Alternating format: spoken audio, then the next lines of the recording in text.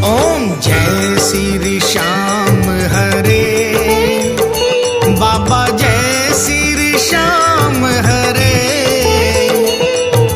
खाटू धाम विराजत, भक्तों के दिल में विराजत, अनुपम रूप धरे।